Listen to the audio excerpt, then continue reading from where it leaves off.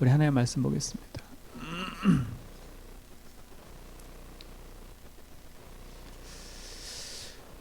사도행전 말씀 보겠습니다. 17장 1절로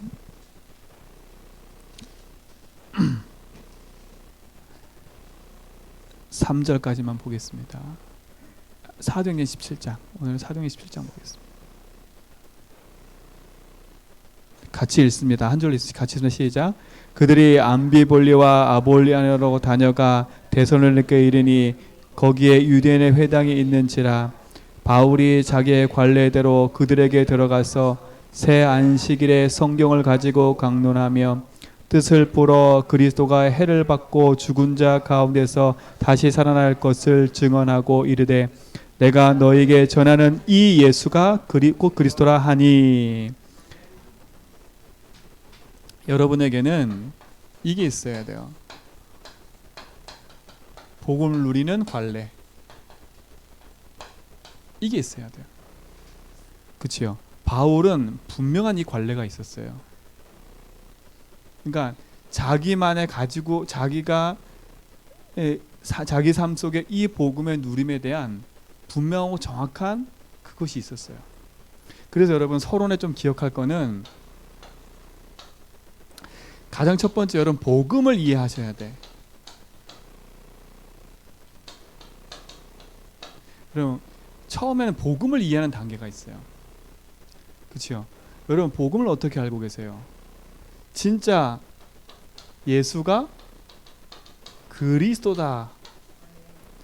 이게 여러분 속에 명확하고 정확하게 붙잡아져야 돼요. 그러려면 먼저 이해돼야 돼요. 왜 예수가 그리스도여야 돼요? 그 이유를 알아야 돼요. 그렇죠? 그 이유를 아는 게 복음을 이해한 거라니까요. 그 이유가 뭐예요? 우리 인간의 힘으로 도저히 해결하지 못하는 무슨 문제가 있어요? 인간의 영적 문제가 있어요. 그 영적 문제가 뭐예요? 인간이 하나님을 떠난 문제는 어느 것으로도 해결할 수가 없는 거예요. 그래서 인간이 하나님 떠나서 뭐가 죽었어요? 영이 죽고 육신만 남아있다니까. 이게 지금 세상의 모든 사람이 가지고 있는 문제예요. 이게 숨겨져 있는 문제예요. 그러니까 사람들이 이 사실을 이해 못해. 하나님 떠났다? 그거 나하고 무슨 상관이 있는데. 근데 실질적으로 그 영혼이 하나님 떠나 있다니까요. 내 육신에 가려서, 내 육신의 삶에 가려서 이 사실을 인정하든 인정하지 않든 모든 사람이 하나님 떠나서 태어났기 때문에 모든 사람이 복음이 필요해요. 그렇죠? 근데 우리도 마찬가지예요. 우리가 복음을 놓치고 오직 속에 있지 않으면 우리도 모르게 하나님 떠난 상태 속에 있게 돼 있어요. 그렇죠? 왜 우리가 예수는 그리스도예요? 그 이유가 뭐예요? 인간은 절대 해결하지 못하는 죄가 있어요. 그 죄가 뭐예요? 윤리 도덕적인 죄가 아니에요. 하나님을 믿지 않는 죄예요. 여러분 빨리 세상에 가서 알려줘야 돼요. 그들이 큰 착각 속에 있다니까요. 그들이 말하고 있는 세상의 죄가 아니라 하나님을 믿지 않아 영원한 저주 가운데 있는 인생의 원죄라니까. 그렇죠? 그거는 그 어떤 걸로도 해결할 수가 없는 거예요. 이걸 누가 붙잡고 있어요? 눈에 보이지 않는 사단이에요. 이 사단이 불신앙하고 있는 인간에게 찾아와서 하나님의 말씀을 불순종하게 만들어 버린 거예요. 그래서 인간이 하나님 떠나버린 거지요. 그래서 인생이 영원한 저주 재앙 가운데 살 수밖에 없는 거예요. 그렇죠? 그러니까 이거로는 이 문제는 어떤 걸로도 해결할 수가 없어요. 그래서 하나님이 우리에게 뭘 주신 거예요? 여기서 빠져나오는 해결책을 주신 겁니다. 그 해결책이 뭐예요? 그게 복음인 거예요. 그렇죠? 복음을 이해 바르게 하셔야 된다니까. 왜 하나님 우리에게 복음을 주셨어요? 복음 아니면 안 되는 절대적인 문제가 있기 때문에 그 문제를 해결하려고 우리에게 복음을 주신 거예요. 그 복음은 뭐예요? 첫 번째, 인간의 문제는 만 가지가 있지만 만 가지 문제가 아니에요. 돈 문제, 경제 문제, 삶의 문제, 우울증, 불면증 모든 게 문제 맞아요. 그런데 인간의 가장 근본 문제가 뭐예요? 지금 하나님 떠나서 영이 죽어 있다는 거예요. 그 영이 살아야 된다니까. 근데 그 영을 살릴 길이 있어요, 없어요? 없어요. 그래서 하나님이 그 영을 살려주시려고 우리에게 하나님 뭘 해줬어요? 하나님 만나는 길을 열어주신 거예요. 엄밀히 말하면 영이 사는 게 아니죠. 하나님 영이 들어와야 되는 거예요. 그렇죠? 하나님 영이 떠났으니까 그 영이 찾아 들어오셔야 돼. 근데 내가 하나님 만날 수 있어요, 없어요? 없기 때문에 하나님이 찾아오신 거라니까. 이걸 복음이라 그래요. 그렇죠? 그래서 예수님이 요한복음 14장 6절에 내가 곧 길이요 진리요 생명이라고 말씀하신 거예요. 구약에 많은 선지자가 있었지만 선지자들이 하지 못한 그 일을 하셨다니까. 하나님이 하나님 떠나 있는 인생에 하나님 만날 수 있는 참길을 열어주시는 거예요. 그래서 그분을 참 선지자라고 하시죠. 두 번째 문제가 뭐예요? 인생은요, 아무리 선행을 하고 살아도 이 죄라는 건 용서받지 못해요. 그러니까 여러분이 죽을 때까지 회개해도 하나님이 이 부분을 용서하지 않으면 우린 용서 받을 수 없어요. 근데 그 용서함이 뭐로 받았어요? 그리스도의 피로 받았다니까. 우리의 노력으로 용서받은 게 아니라 그리스도께서 십자가에서 내 대신 피 흘려 죽으시고 그 사실을 믿을 때 하나님 용서하신 거라니까. 그러니까 복음은 전적인 은혜인 거예요. 그렇죠? 그래서 십자가에서 내가 죽어야 되는데 예수님 대신 죽으시고 우리의 모든 죄를 뭐 하셨어요? 용서하셨어요. 여러분, 그러니까 복음 안에서 자유하셔야 돼요. 우리는 재앙받고 저주받을 신분이 아니라 그리스도로 말미암아 용서받고 해방받고 자유할 신분이라. 그래서 그리스도께서 우리를 로마서 8장 2절에 보니까 죄와 사망에서 해방시켜 버린 거예요. 여러분, 진짜 복음 안에서 자유하세요. 그렇죠? 그래서 복음은 우리 인생의 영원한 해답이고 영원한 답이 되는 거예요. 왜요? 우리 노력으로는 영을 살릴 수 없기 때문에, 우리의 선행으로는 죄 용서받지 못하기 때문에, 우리의 힘으로는 사단이 이길 수 있어 없어요? 없어요. 그래서 그리스도께서 마귀의 권세를 멸하신 거라. 그렇죠? 마귀의 권세를 멸하시고 우리를 거기서 승리케 하시고 우리를 건져내셨어요. 요한일서 3장 8절에 하나님의 아들이 오신 것은 뭘 멸하러 오셨다고요? 마귀의 일을 멸하러 오셨어요. 마귀를 멸하신 참왕, 우리의 죄를 용서한 참 제사장, 하나님 만나는 길과 우리 영을 살리신 참 제사장, 이걸 가르쳐 뭐라 그래요? 그리스도라는 거. 그리스도. 그렇죠? 이 그리스도를 하신 분이 누구라고요? 그게 예수님인 거예요. 그래서 우리는 예수가 그리스도이심을 믿는 거예요. 그렇죠? 복음은 정확하게 예수가 그리스도 되심을 믿는 게 복음인 거예요. 이게 여러분 속에 바로 이해되기 바랍니다. 그렇죠? 그러면 이 어떤 걸로도 이 문제는 해결할 수가 없어요. 그러면 어떻게 하면 돼요? 이 사실을 믿고 어떻게 해야 돼요? 내 마음속에 시인하고 고백하는 거예요. 그렇죠? 그때 내 인생의 주인을 찾아오시는 거예요. 분명히 마음문을 두드리고 계신다고 성경은 얘기했거든요. 그 두드리고 계신 그분을 내 인생의 주인으로 영접하는 거예요. 그렇죠? 요한복음 1장 12절에 뭐 할 때? 내 인생의 주로 고백하고 시인할 때 하나님 자녀가 되는 거예요. 그렇죠? 이 축복이 여러분 속에 영원한 응답으로 누리시기 바랍니다. 이 복음의 일을 하신 곳이 어디예요? 그게 십자가인 거예요. 그렇죠? 그래서 이 일을 하시고 죽으시고 뭐 하셨어요? 부활하신 그분. 그 부활하신 그분을 내 마음속에 고백할 때, 그분을 내 인생의 주인으로 믿을 때 나는 하나님 자녀가 되는 거예요. 그러면 바른 복음 이해가 여러분 속에 있기 바랍니다. 그렇죠? 그럼 두 번째, 이 복음을 내 삶 속에 적용할 수 있어야 돼요. 그렇죠? 다른 말로 뭐라고 했어요? 나의 삶에 복음의 누림이 있어야 돼요. 그러면 이것이 나의 삶하고 무슨 상관이 있는지를 항상 질문하셔야 돼요. 왜 하나님이 십자가에서 그리스도를 하셨지? 그 그리스도하고 나의 삶하고 무슨 상관이 있지? 이걸 질문해야 된다니까. 그리스도 예수를 믿고 영접하는 순간에, 이 사실을 이해하고 영접하는 순간에 구원은 받았는데 나에게는 여전히 뭐가 있어요? 아직도 해결하지 못하는 문제들이 있다니까. 문제요. 해결 안 되는 문제가 있어요. 여전히요. 여전히 그대로 있다니까. 그러면 내게 있는 이 문제와 사건과 이 일이 도대체 그리스도하고 무슨 상관이 있는지가 여러분 속에 질문되고 고백되고 답이 돼야 돼요. 그러면 이 문제가 여러분 무슨 상관이 있어요? 그렇죠? 이 사건하고 복음하고 무슨 상관이 있어요? 분명히 요한복음 1장 요한복음 19장 3절에 보니까 뭐라 했어요? 십자가에서 다 이뤘대요. 근데 분명히 다 이루셨는데 나는 다 이루어진 게 아닌 것 같아. 그렇죠? 내가 열심히 믿고 막 믿습니다 막 하고 막 열심히 막 강하게 붙잡아야 이게 해결되는 것 같아요? 아니잖아요. 그러니까 이제는 복음을 이해했다면 이 복음이 나의 문제와 사건 일을 통해서 이 복음의 능력이 내 삶에 누려져야 돼요. 진짜 십자가에서 다 끝냈다는 그것이 나의 삶에서 확인될 때 응답이 시작되는 거라니까요. 그래서 어떻게 이 부분을 가지고 복음을 누릴 수 있어요?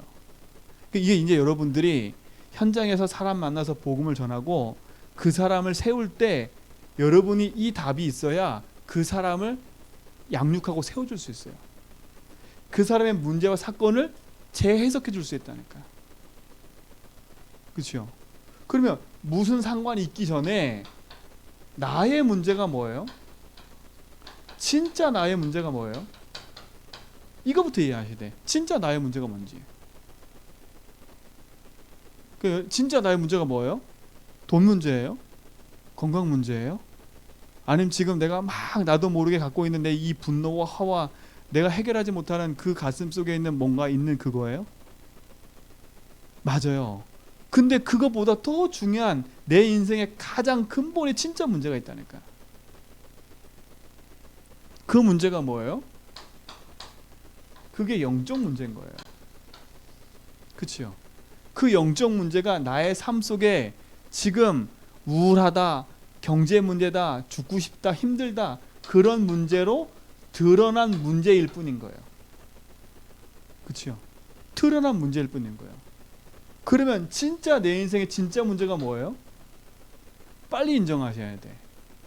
아하, 내 인생 모든 문제의 시작이 이거구나. 하나님을 떠나서, 그렇죠? 뭐가 됐어요? 내 인생의 주인을 잃어버리니까 그 주인이 없는 자리에 내가 주인 돼 살아왔던 거예요. 그렇죠? 요게 어떻게 돼 있어요? 내 속에 각인된 거예요. 이걸 바꾸셔야 돼. 하나님이 내 인생의 주인 돼야 되는데 하나님 내 인생의 주인이 아니라 내가 그 자리에 차지하고 있는 거예요. 그렇죠? 그리고 어떻게 돼요? 내 문제가 진짜 문제가 이 문제라고 안 보이니까 복음이 이 문제에 답이 안 되는 거예요. 답이 안 되는 거예요. 내가 지금 문제라 생각한 건 드러난 문제라니까.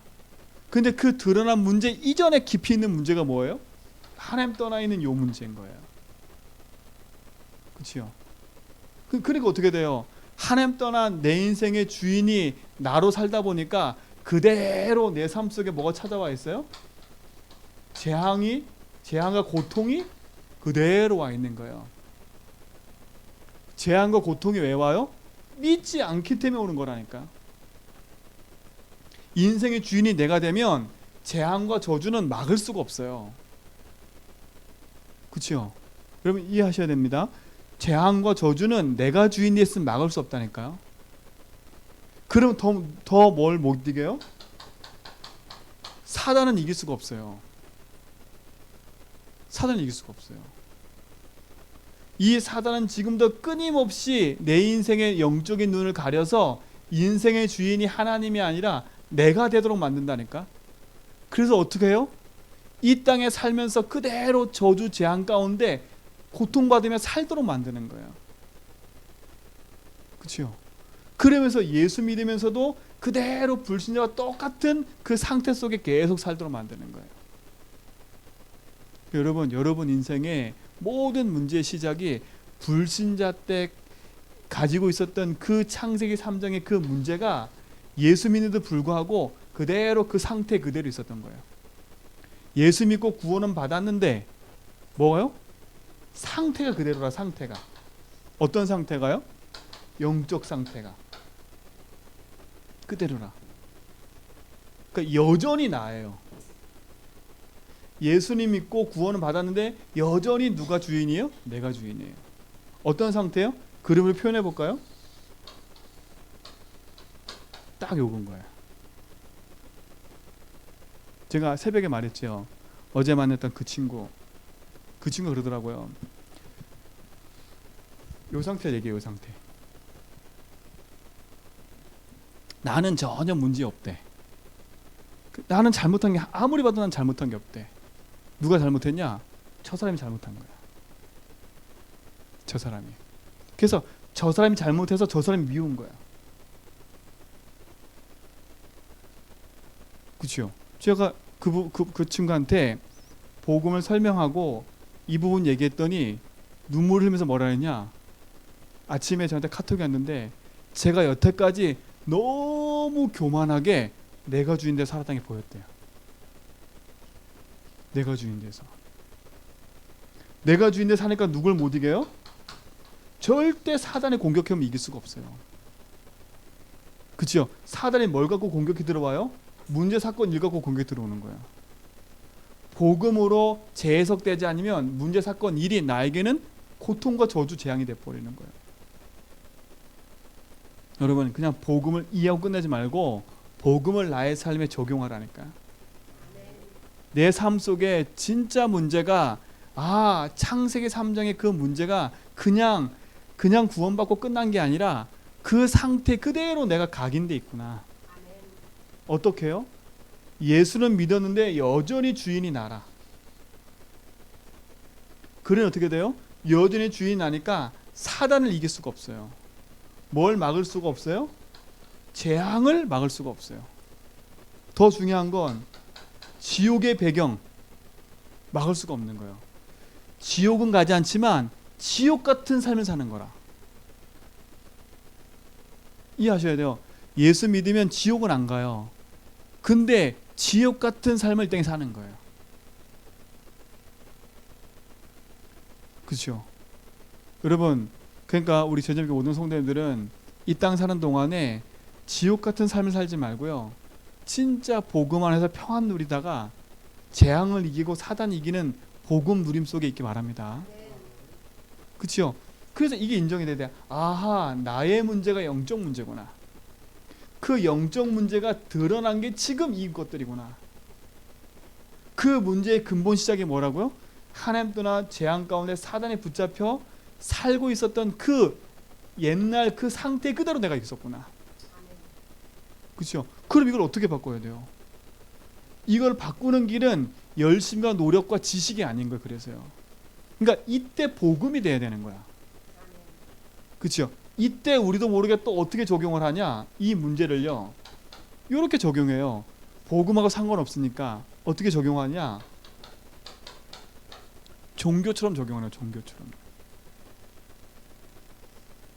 그러니까 여전히 주인이 나니까 내가 그 해결책을 붙잡는 거예요.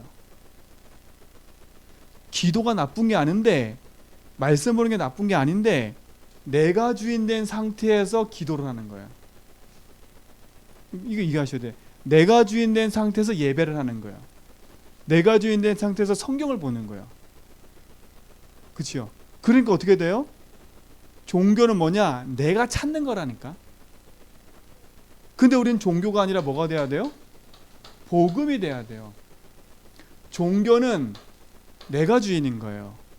복음 자체는 누가 주인인 거예요? 하나님이 주인인 거예요. 종교는 내가 찾아야 돼요. 근데 복음은 하나님이 주시는 거예요. 그렇죠? 나의 문제 속에 복음이 답이 안 되면 우리가 복음을 종교처럼 붙잡고 있는 거예요. 뭐 하는? 내 문제 해결하는 하나의 답으로 붙잡고 있는 거예요. 그렇죠? 그러면 어떻게 돼요? 요렇게 생활하면요 계속 이길 수가 없어요. 이 영적인 존재 사단 재앙 지극 배경은 절대 이거로는 이길 수가 없어요. 그러니까 어떻게 돼요? 체질대로 신앙생활하는 거예요. 열심인 사람은 열심 체질로, 그렇죠? 지적인 사람은 지적인 걸로, 막 그냥 뜨거운 사람은 뜨거운 걸로, 그렇죠? 그러니까 어떻게 돼 버렸어요? 교회 안에 신비주의가 나온 거예요. 신비주의가. 왜? 체험해야 되니까. 체험 강조하는 거니까. 그 체험을 또 너무 강조하니까 이상하다 보니까 또 뭐가 나와요? 율법주의가 나오는 거예요. 율법과 신비는 나쁜 게 아닌데 이게 주의가 돼버리는 거예요. 왜요? 이게 답이 안 되니까 내 체질대로 가는 거예요. 내 체질대로. 그렇죠? 어떻게? 경건하게.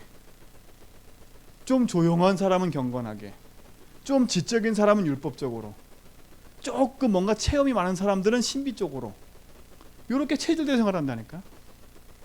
근데 이게 다 복음이 아니에요? 복음이 아니에요. 이건 하나의 지나가는 것들이지 복음을 누리게 하는 하나의 방법들이지 이게 복음이 아니라니까. 그러니까 복음 적용을 이렇게 하고 있는 거예요. 자꾸요. 내 체질대로. 사랑 우리 재미있게 모든 성도님들 진짜 복음을 바르게 이해해서 바르게 내 삶에 적용한 누림이 있게 되길 바랍니다. 그렇죠? 신비율법 경건 이게 한국 교회를 지배하고 있었잖아요. 근데 이 한국 교회가 어떻게 됐어요 지금요? 여러분 교회가 문을 닫고 있다라는 말들을 여러분 그냥 여기서만 앉아 있어서 그렇지 여러분 현장 가보니까 피부에 와닿는다니까요.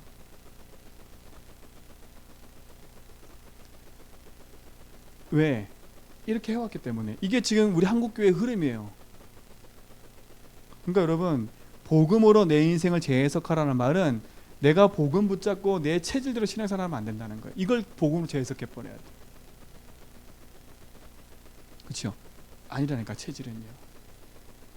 그러니까 내 체질대로 신앙생활하다가 결국 찾아오는 게 뭐예요? 결국은 이 부분에 응답이 없으면 낙심하게 되는 거예요. 그렇죠? 내가 열심히 해봤는데 열심히 해도 안 된다라는 그 낙심이 돼버려. 결국은 뭐가 찾아와요? 내 속에? 불신앙만 쌓여 있는 거예요. 그렇죠? 그러니까 여러분 복음 안에서 나도 제대로 보셔야 돼. 아 이게 창세기 4장의 내 열심 체질이구나. 이게 창세기 3장의 내 신비 체질이구나. 내 율법과 경건 체질이구나. 그러다 보니까 이런 것들이 없으니까 나에게 찾아온 게 낙심이라니까요. 그렇잖아요. 이런 것들이 안 보여지면 자꾸 낙심하게 돼요. 그리고 자꾸 절망하고 포기한다니까. 그러니까 여러분 스스로 이게 그래서 갈라디아 6장에 뭐라 그러냐? 이게 스스로 속는 거예요. 나한테 씨를 뿌리는 건데.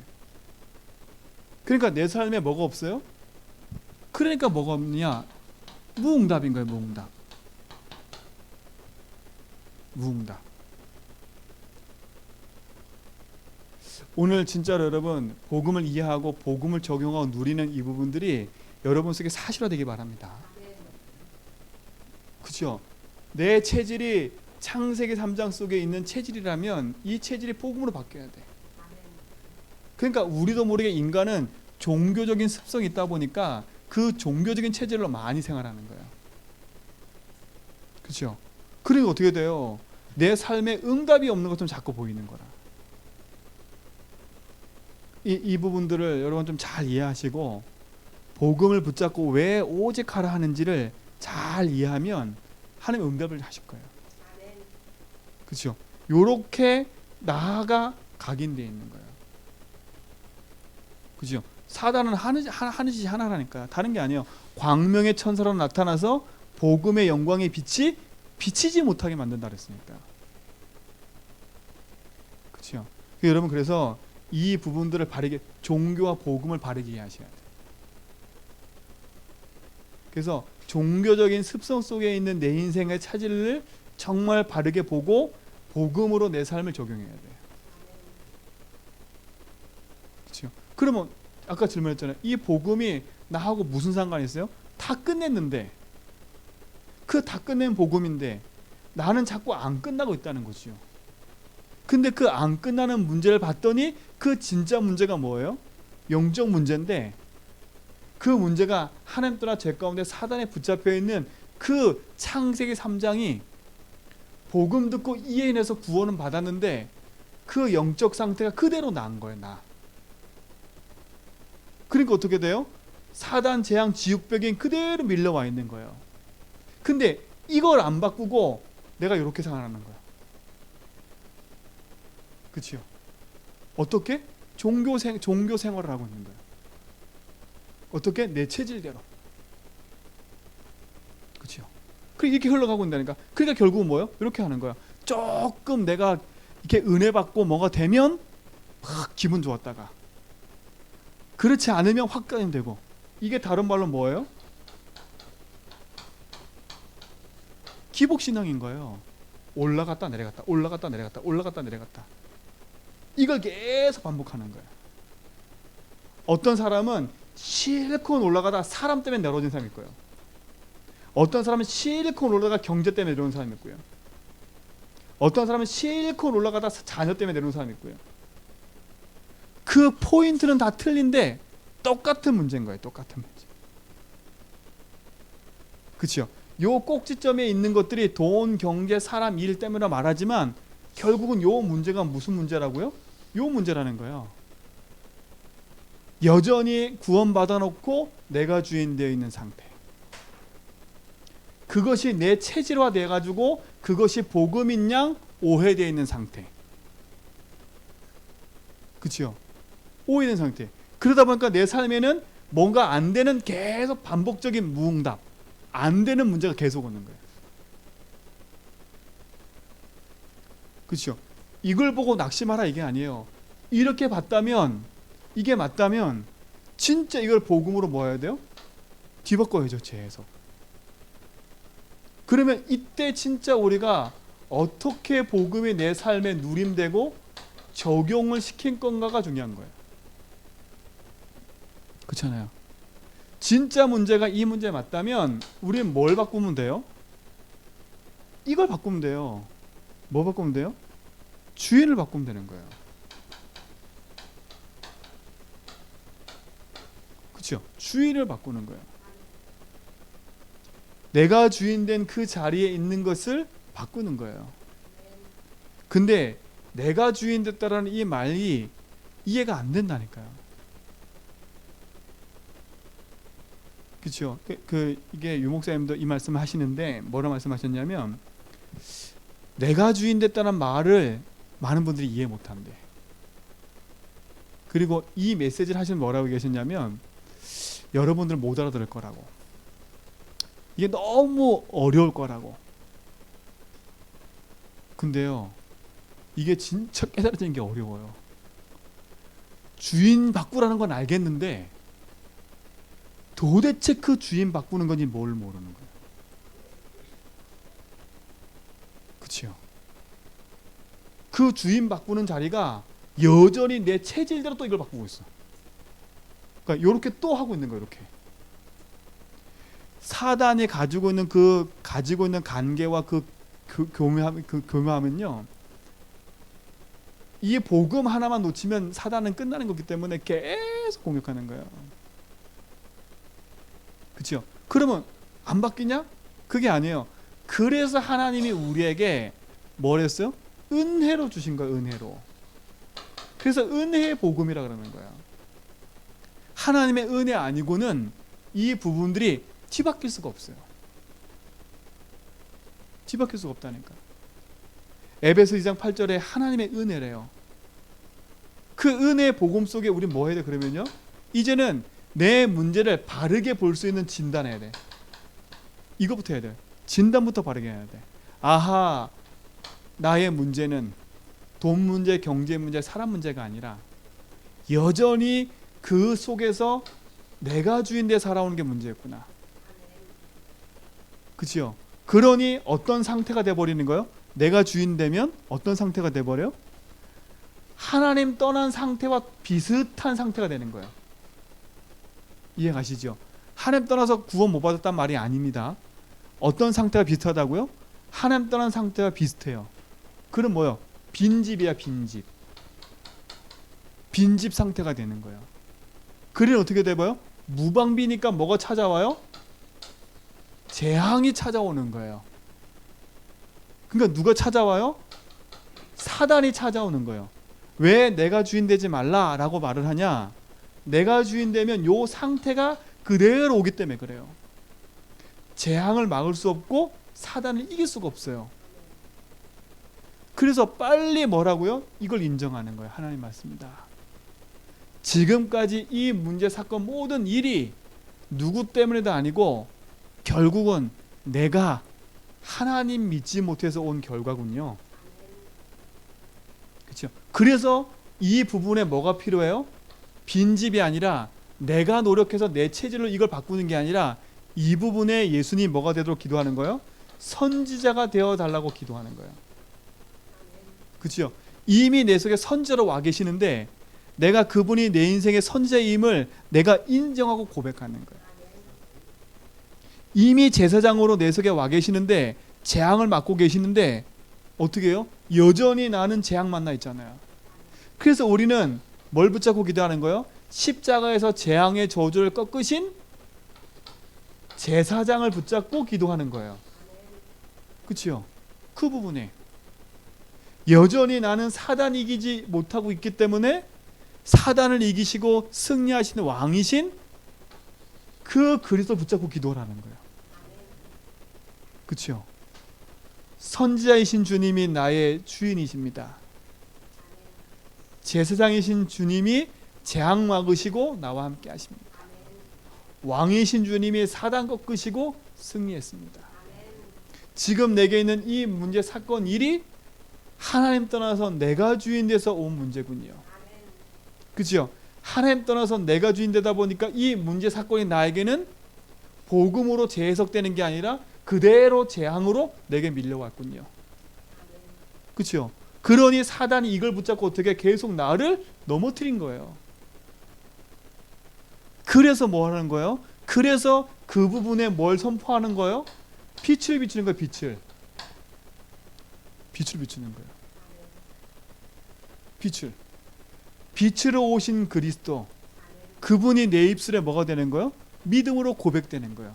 그래서 예수님도 우리한테 뭐라 물어봤어요? 너희는 나를 누구라 하느냐? 너희는 나를, 이거 참 중요한 질문이에요. 너희는 나를 누구라 하느냐?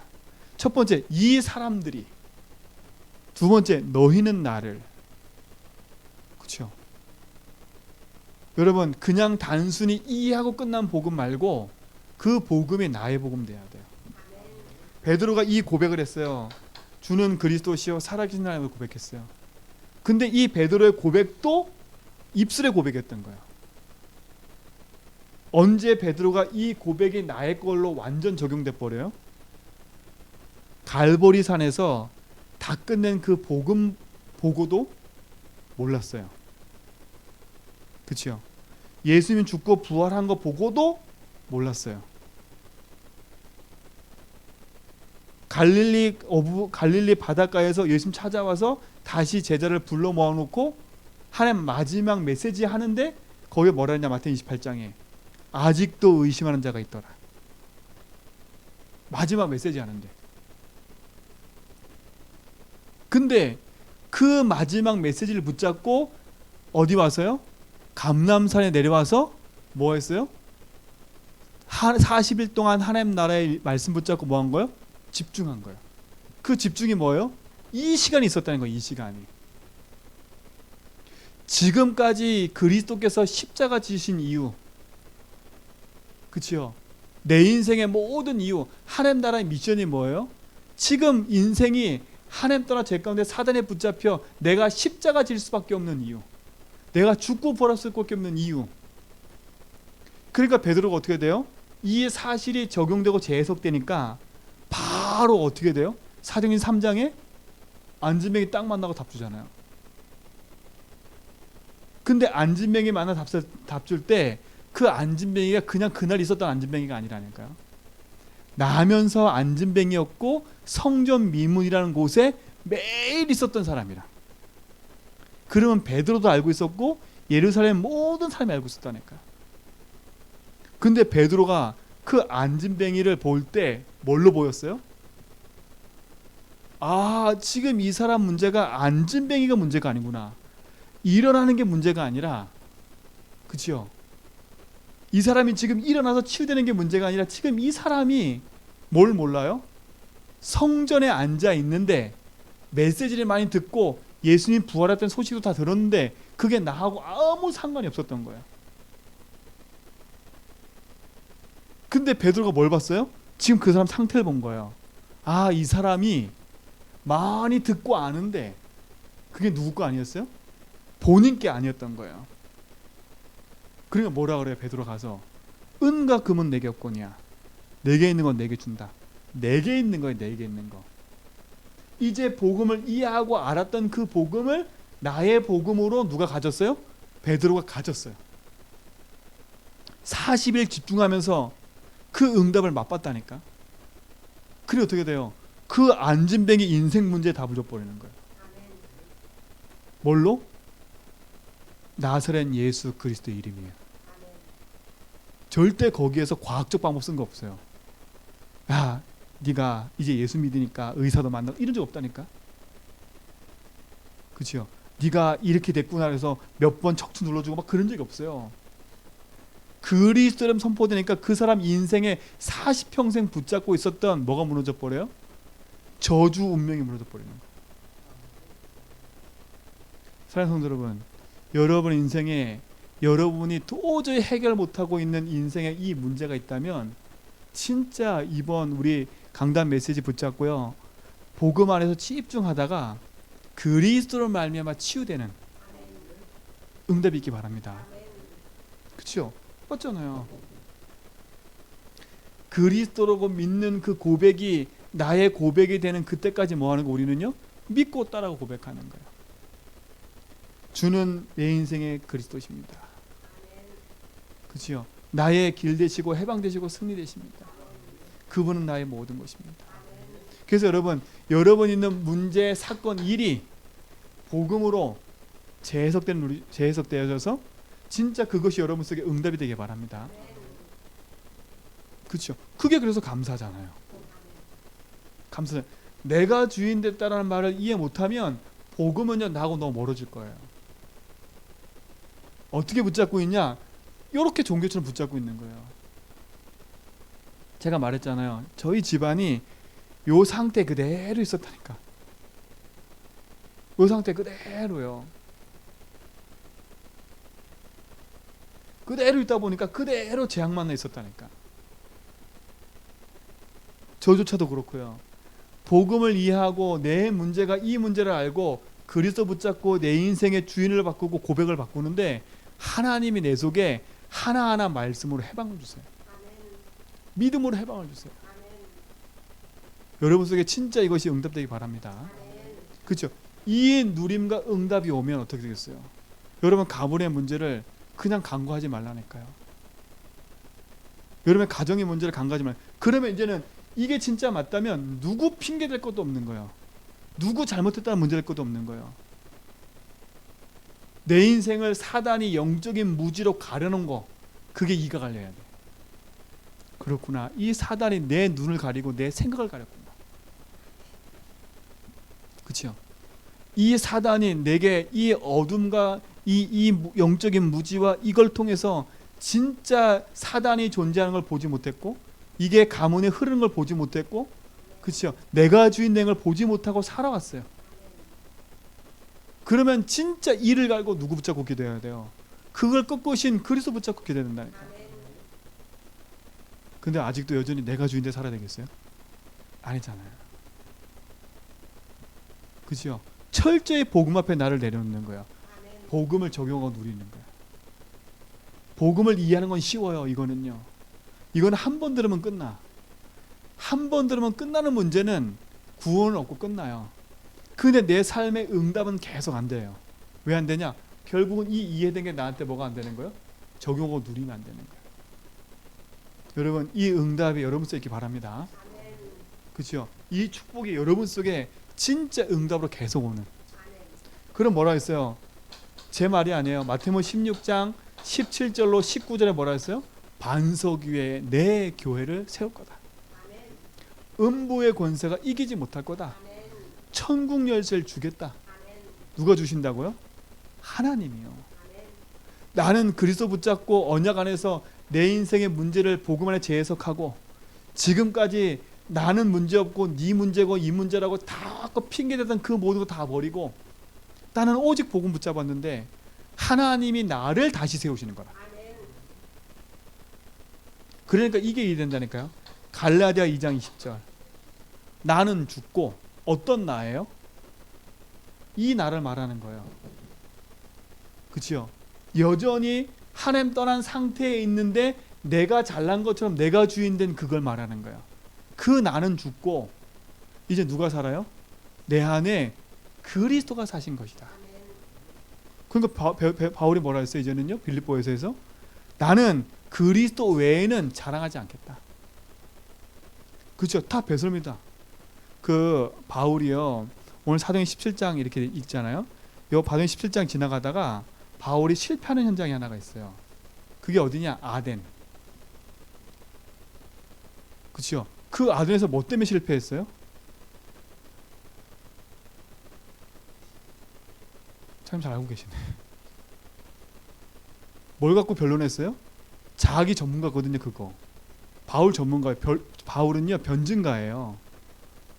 그렇죠? 그 변증가였기 때문에 자기가 알고 있었던 그 모든 지식을 동원해서는 쟤들이 말하는 예수는 실패자라, 실패자. 그러니까 예수 믿는 사람 핍박으로 다녔던 거예요. 그렇죠? 그런 바울이 복음을 만났다니까요. 복음이 인생 뒤집어졌다니까요. 근데 아덴에 가서는 그 전에는 둘씩 팀에서 팀. 이게 팀도 중요한 거라서요. 근데 그 아덴에서는 혼자 있어서 혼자 이렇게 내려가 보니까 그들과 변론을 하는 거예요. 변론을. 바울이 뼈저리게 얘기해요. 근데 뭐냐냐? 내가 다시는 그리스도 외에는 자랑하지 않겠다. 지금 그 말이라니까요. 그렇죠? 여러분의 지식이 조금 모자라도 상관없어요. 그리스도를 아는 게 최고의 지식이래요. 여러분, 그러니까 세상, 우리 김재빈 씨 아까 그러시는데 저 단어 좀 몰라도 괜찮아요. 그리스도를 아는 게 최고의 지식이라니까요. 그렇죠? 저 단어로는 사람들 마음은 감동시킬 수 있지만 사람의 영혼은 살릴 수 없어요. 근데 영혼 살리는 지식을 답을 갖고 있다. 그게 최고 지식 아니에요. 그냥 사람이 착각한다니까. 그러니까 최고의 지식 갖고 있는 게 우리 성도님들이에요. 왜? 그리스도를 얻었잖아요. 나는 그리스도께 발견되고 그분께 나아가서 그분께 대신 축복을 누리는 게 증인이잖아요. 이게 여러분에게 응답되기 바랍니다. 이게 적용이에요, 적용. 그래서 여러분에게 깊이 기도하고 고백하고 적용하고 많이 하라는 이유가 여기 있어요. 그렇죠? 이거 여러분 많이 안 해보면 이게 왜 목사님 자꾸 많이 하라 그러지? 이해가 안 될 거예요. 이거 해보면 알아요. 제 이번 주 만난 그 현장이니까요. 그 친구가 저한테 만나고 나서 자기가 이걸 받고 충격을 딱 받고 자기도 고백을 한 거라. 고백을 하다 보니까 뭐가 발견돼요? 내가 주인인가 발견됐잖아요. 그러니까 막 기도를 하는 거 너무 좋은 거예요. 근데 지금 뭐에 걸려 있어요? 인간관계에 딱 걸려 있는 거야. 그래서 이번에 딱 말하니까 자기는 의롭고 네가 잘못됐다 이거 하고 있는 거야. 그 본인이 뭐라 했냐? 그치요? 이건 아는데 자기의 문제 앞에 이게 또 적용이 안 되는 거라. 내가 물어봤어요. 얼마나 고백하니? 그랬더니 한 10번요? 그치? 한 10번, 5번요? 그래서 내가 웃었어요. 그래? 네가 10번만 기도해도 하나님께 깨달음을 주셨지 않냐? 그치요? 근데 네 입술을 벌려 진짜 그리스도와 네 인생의 모든 거라고 고백해봐라. 어떤 일이 벌어집니까? 우리 저기 이혜정 집사님 권사님이요. 이 부분 놓고 하루에 한 300번 이상 고백하신대. 일하시면서. 근데 이 권사님 하시는 말이 그거예요. 지난주에는 뭐가 꽉 막혀있던, 기도가 안 돼 막혀있던 그게 뚫렸대. 이번 주에 뭐라 그러시냐? 찬양이 절로 나온대. 그냥 찬양이 절로 나온대요. 본인 입으로 기도가 되기 시작한다고 말을 하시는 거예요. 그러면서 이제 전도해야 되는데 그러시고. 여러분 다른 능력이 아니에요. 권사님이고 오랫동안 신앙생활을 하는데 이 부분이 자기 속에 안 됐는데, 저는 이거 얘기도 안 했거든요. 근데 우리 이장 집사가 그거 주면서 하루에 하라고 했더니 이 권사님 계속 기도하다가 본인이 여기서 답을 얻은 거예요. 진짜로요. 설명 들은 적이 없다니까. 우리처럼 이렇게 팍 가서 설명 들은 적이 없어요. 그분은 이현정 집사한테 받아서 그래서 고백만 열심히 하셨던 분이야. 하루에 300번씩 하라니까 그냥 했던 거예요. 근데 자기 삶 속에 그 응답이 시작되는 거예요. 하나님 능력이잖아요. 그렇죠? 여러분에게 그 능력이 있는 줄 믿습니다. 저는 더 소망이 있어요. 우리 여기 있는 장로님 권사님들이, 집사님이. 왜? 이 부분을 밝히 아는 게 얼마나 감사해요. 그렇죠? 여러분 이게 응답이 되기 바랍니다. 요게 되어지면 뭐가 찾아와요? 마지막 세 번째, 이제는 이 복음이 나에게 응답이 되기 시작해요. 그러면 나는 뭐가 되는 거예요? 이제는요, 증인이 되는 거예요. 복음 증인. 그렇죠? 복음 이해, 그 복음을 누리고 적용하고, 이제 나의 이제는 결국 이게 무슨 복음이 되는 거예요? 나의 복음과 나의 그리스도가 되는 거예요. 그렇죠? 이제는 문제 사건이 생기면 그 문제 속에 이 복음으로 답을 얻고 누릴 수 있는 사람이 되는 거예요. 그럼 이제는 나한테 뭐가 와요? 이제는 증거가 와요. 어떤 증거가 와요? 이 증거가 와요. 그리스도의 증거가요. 요한일서 5장 11절로 13절 또 증거는 이것이니, 이게 믿어져요.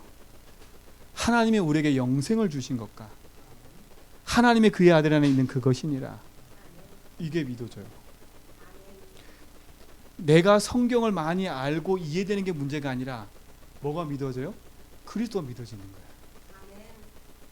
하나님이 믿어지는 거예요. 어떤 게 믿어지는 거예요? 하나님이 지금 나와 함께 하시는 게 믿어지는 거예요. 임마누엘이 이게 믿어지는 거예요. 또 뭐가 믿어져요? 하나님이 우리 교회와 함께하는 임마누엘이 믿어지는 거예요. 이게 증거인 거예요. 그리스도의 증거는 다른 게 아니에요. 함께가 믿어지는 거예요. 그리스도의 증거는 다른 게 아니에요. 우리 교회의 주인이 하나님 믿어지기 때문에 우리와 함께하는 게 믿어지는 거예요. 그럼 뭐가 믿어져요? 마지막 세 번째는 모든 것을 합력하여 선을 이루시는 하나님의 원네스의 축복이 누려지는 거예요. 이게 증거예요. 증거는 다른 거 없어요. 그렇죠? 돈이 생기는 게 증거예요? 아니에요. 이게 증거라니까. 뭐랬어요? 야, 증거가 뭔 줄 알아? 하나님 아들이 있는 그 생명이 믿어지는 게 증거야. 그렇죠? 여러분, 하나님이 믿어지는 게 은혜라니까. 그러니까 이게 믿어져야 뭐가 생겨요? 하나님 절대 주권이 믿어지는 거예요. 이게 믿어져야 절대 계획이 믿어지는 거예요. 그렇죠? 이게 믿어져야 하나님 언약 여정 붙잡고 왜 하나님 우리의 교회를 세운지가 믿어지는 거죠. 이게 여러분 축복되기 바랍니다. 이 증거가 여러분 속에 있는 거예요. 하나님의 자녀가 되는 권세를 주셨습니다. 그렇죠? 하나님 자녀가 되는 권세 아닙니까? 이때부터 어떤 축복이 와요? 영원한 응답, 영원한 것이 응답으로 와요. 그렇죠? 그게 뭐라 했어요? 우리가 늘 들은 거예요. 성삼위 하나님의 능력이 역사하는 거예요. 그때부터 뭐가 되어져요? 하나님의 말씀이 내 삶에 성취되는 게 보여져요. 그때부터 뭐가 무너져요? 내 인생의 삶 저주 재앙이 꺾이는 거예요. 그래서 말미암아 그때부터 뭐가 임하여? 주의 성령께서 역사하는 게 보여요. 이게 증거 아닙니까? 돈이 증거인 거예요? 아니에요.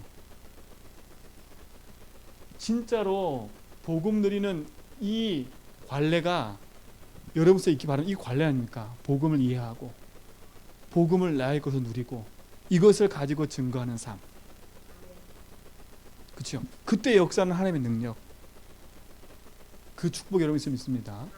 그럼 뭐라 했어요? 두 번째, 우리 인생의 배경이 틀려졌잖아요. 배경이요. 우리가 어떤 배경을 갖고 있어요? 하늘 보좌의 배경을 갖고 있잖아요. 그렇죠? 천국의 배경을 갖고 있잖아요. 하나님의 나라를 누리는 배경으로 바뀌었잖아요. 우리가 하는 것보다 뭐가 임해요? 천사 천군이 동원되는 그 배경으로 바뀌어버렸다는 거예요. 그러니 감사할 수밖에 없지요. 우리에게는 어떤 권세가 주어졌어요? 이제부터는요, 우리 가는 모든 걸음마다 뭐가 무너져요? 지옥의 배경이 무너져 버려요. 재앙이 떠나가 버려요. 뭐가 무너져요?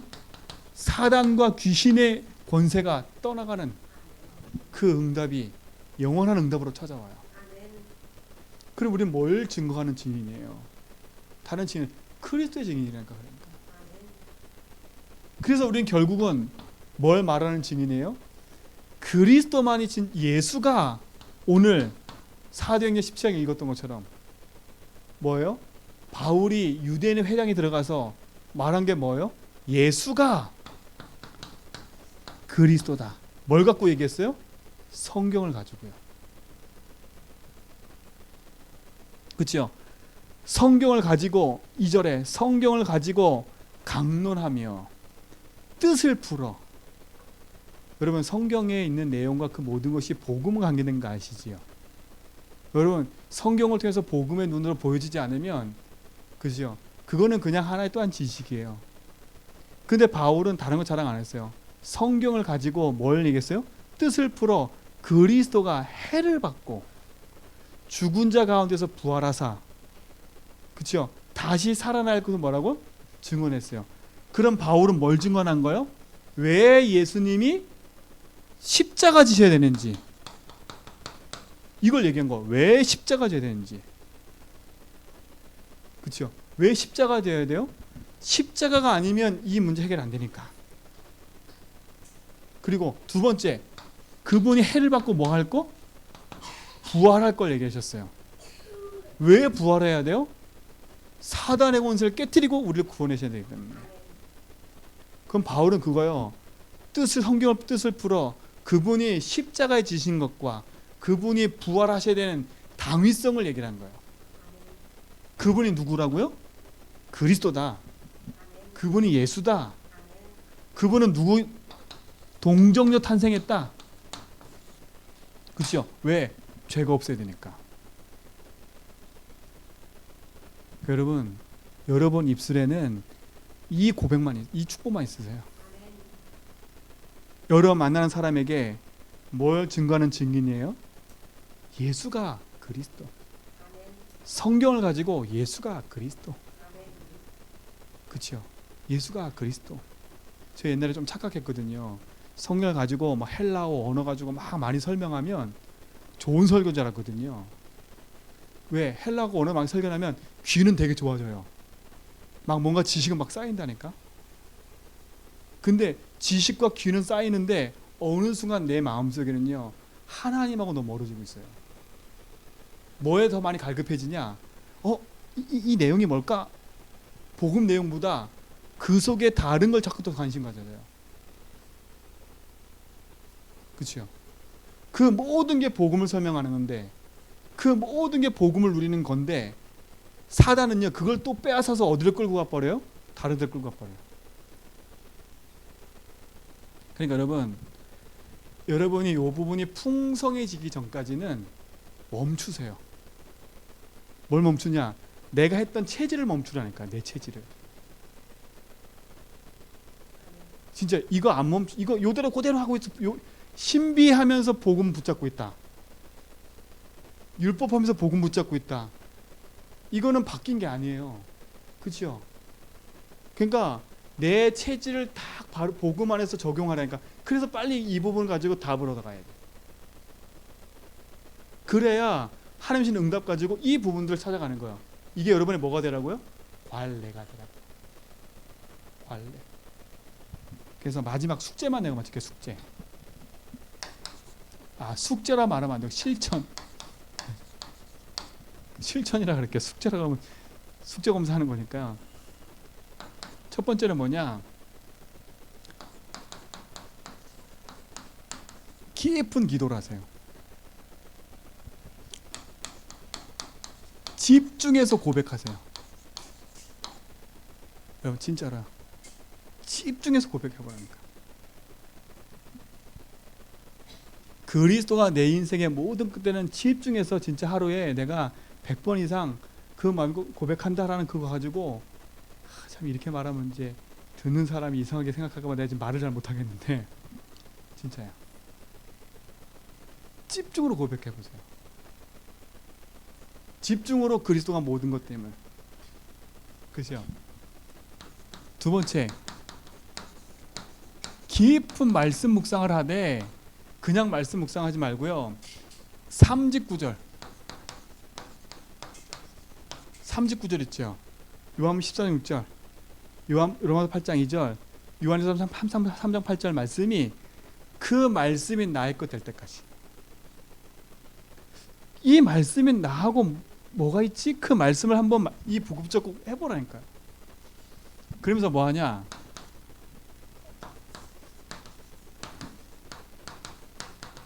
강단 말씀 있죠? 이 말씀을 여러분 집중해서 들어보세요. 그렇죠? 제 말을 들으라는 게 아니라 집중해서 이 속에서 주시는 하나님의 무슨 말씀요? 나에게 주시는 그 복음의 말씀들을 하나씩 찾아보라니까요. 그래서 이거는 집중하셔야 돼. 그냥 차 타고 왔다 갔다 하면 들을 때도 있지만 조용히 앉아서 복음의 말씀을 묵상하고 들을 수 있는 시간이 있어야 돼요. 그렇죠? 이게 여러분 속에 응답이 되기 바랍니다. 이걸 합쳐서 뭐라 그랬어요? 이게 집중이에요. 요 시작을. 그래서 여러분이 요 응답이 여러분 있으면 불신자 만나잖아요. 그분 영접시키잖아요. 그럼 여러분 요렇게 얘기할 수 있어. 그대로. 그리고 그 사람 데려다 놓고 문제 막 얘기할 때 야야야 그게 문제가 아니야. 복음으로 재해석해 줄 수 있어요. 그렇죠? 그 복음이면 된다라는 이 그리스도의 증거의 축복들을 얘기할 수밖에 없어요. 그래서 이게 여러분의 응답이 되고 축복이 되기 바랍니다. 하나님 감사합니다. 복음의 언약이 우리 삶 속에 응답이 되고 축복이 되게 하여 주옵소서. 복음이 내 삶 속에 관라가 되게 하시고 믿음의 역사가 되게 하시며 누림이 되도록 인도하여 주옵소서.